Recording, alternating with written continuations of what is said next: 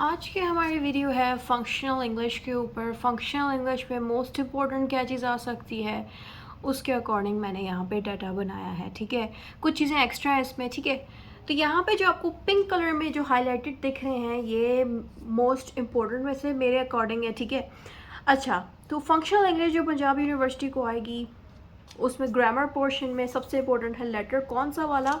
Government को जो आपने लेटर लिखना है और जो आपने न्यूज़ के एडिटर को लिखना है, ये दोनों ज़्यादा इम्पोर्टेंट है। वैसे इसमें और भी लेटर्स हैं, बट ये जो मैंने यहाँ मेंशन किए ये ज़्यादा इम्पोर्टेंट है। ठीक है, इसके बाद पैसेज राइटिंग आपको आएगी। एक पैराग्राफ लिखा होगा, उसके नीचे क्वेश्चंस दिए जाएंगे जो आपको पैराग्राफ से सॉल्व करने होंगे अपने वर्डिंग्स में। तो ये चीज़ ऑलरेडी आई भी हुई है मॉडल पेपर में, और साथ में मैंने खुद भी मेंशन कर दिया है कि पैसेज आएगा जिसके साथ क्वेश्चंस लिखे होंगे और आपको जवाब खुद देना होगा। तो ये जो दो चीज़ें ये मेन है, इम्पोर्टेंट है, और ये ऑलरेडी LLB 5 years लॉ में भी आया था, letter writing to government and newspaper editor. And passage एक आता था जिसमें क्वेश्चंस होते थे, ये ऑलरेडी पार्ट 1 एनुअल वालों को भी आया था। सेम टू सेम जो आप लोगों का मॉडल पेपर बन के आया है, उसमें भी ये सेम चीज़ें हैं। मॉडल पेपर मैंने प्रिंट आउट लिया है, मैं आप लोगों को दिखाती। यहाँ मैं आप लोगों को LLB 4 years लॉ का मॉडल पेपर दिखाती हूँ। अच्छा, इधर से मैं आप लोगों को फंक्शनल इंग्लिश का दिखाती हूँ। यहाँ से ये देखें कि ये फंक्शनल इंग्लिश का मॉडल पेपर है। इसके अंदर आप देखें कि पहला जो सवाल है उसको आप पढ़ें। इसमें लिखा आएगा, you are the president of your locality, कि आपसे वो कह रहे हैं कि मान लीजिए कि आप एक इलाके के प्रेजिडेंट हैं। ठीक है, there was heavy rainfall in your city due to which a tree fell down in your locality. यानी कि पहले तो वो आपसे कह रहे हैं, आप मान लें कि आप प्रेजिडेंट हैं एक इलाके के, और आपके इलाके में इतनी ज़्यादा बारिश हुई है जिसकी वजह से एक बहुत बड़ा दरख्त आपकी मेन रोड पे गिर गया है, जिसकी वजह से ट्रैफिक को बहुत नुकसान पहुंच रहा है। फिर आपने बताना है कि फिर आई आपसे कह रहे हैं कि आप इसके ऊपर एक लेटर लिख के दें। किसको? म्युनिसिपल कमिश्नर को, जो आपके इलाके के हैं। ठीक है, अब मैंने इसी के ऊपर of course letter to the government and newspaper editor, ये दो मेन हैं।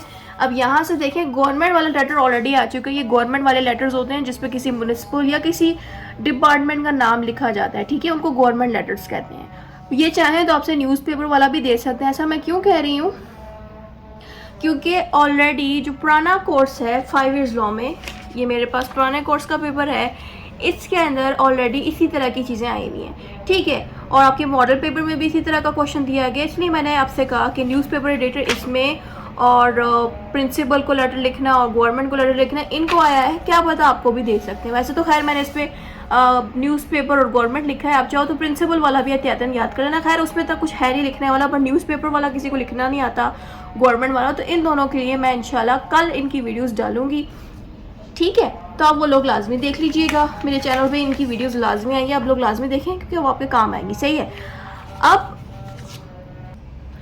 आप यहाँ पे देखें कि यहाँ पे ऑफ कोर्स इस तरह का जो पेपर है, इसके ना बैक साइड पे, बैक का आई थिंक मैंने प्रिंट लिया है, मैं वो पेज ज़रा लेके आती। ये इस पेज का बैक साइड है। ठीक है, तो यहाँ पे ये ऐसे राइटिंग दी हुई है जो कि आपको भी इस मॉडल पेपर में दी गई है। मैं दिखाती हूँ मॉडल पेपर। सही है, यहाँ पे लेटर राइटिंग प्रिंसिपल के ऊपर आई है, लेकिन इनका इसी तरह का एक नया पेपर है। ये खैर 2024 का है। 2025 का प्रिंट आउट मैं लेना भूल गई हूँ।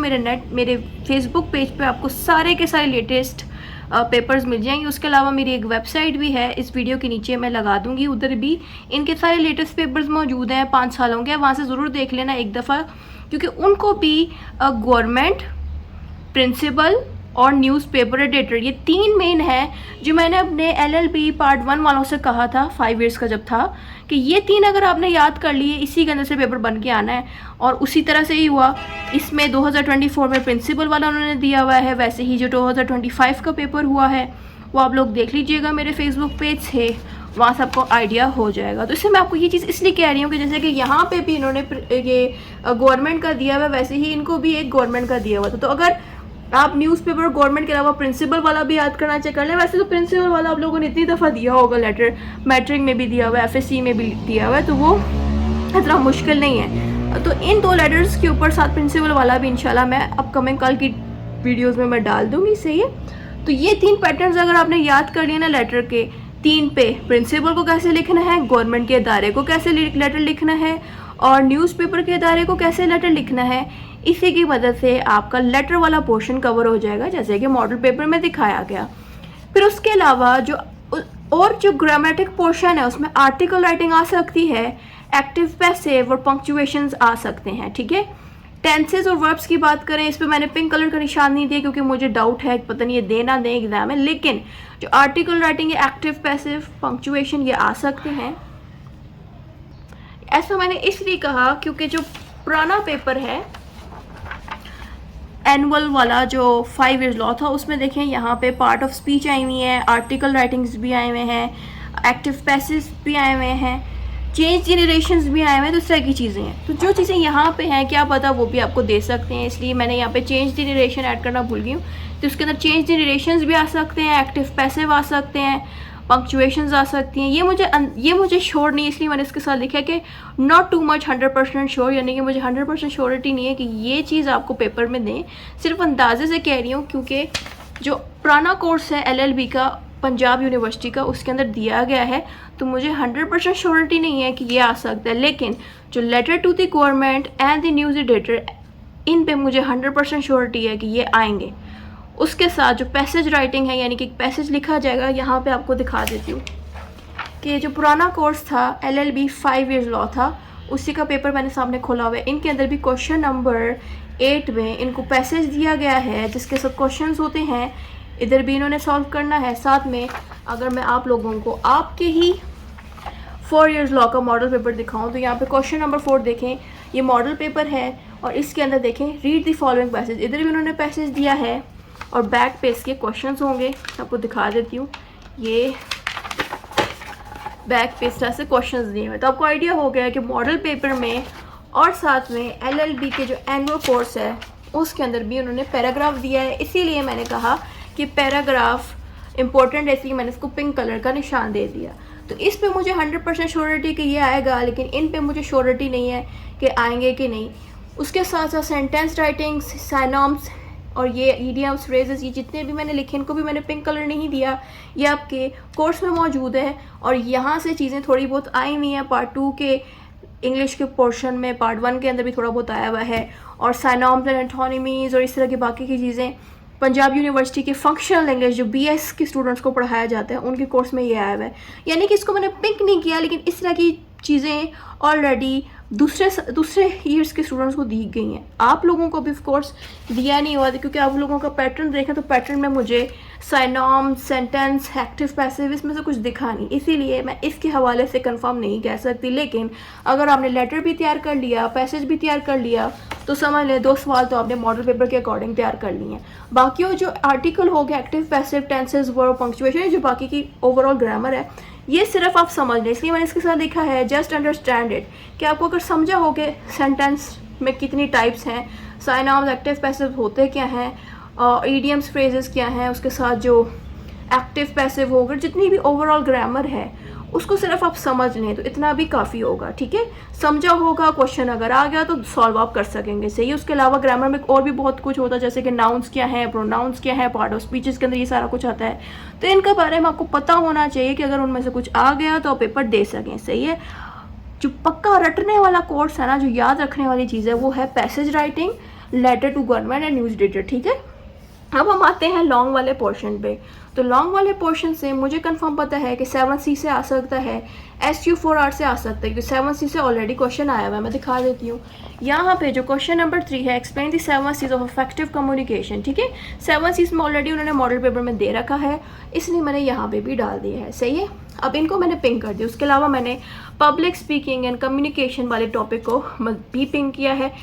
ये पेपर में थोड़ा बहुत आया हुआ है, आपको दिखा देती हूँ यहाँ पे। What is the strategy will you employ in delivering a good oral presentation? Discuss, सही है।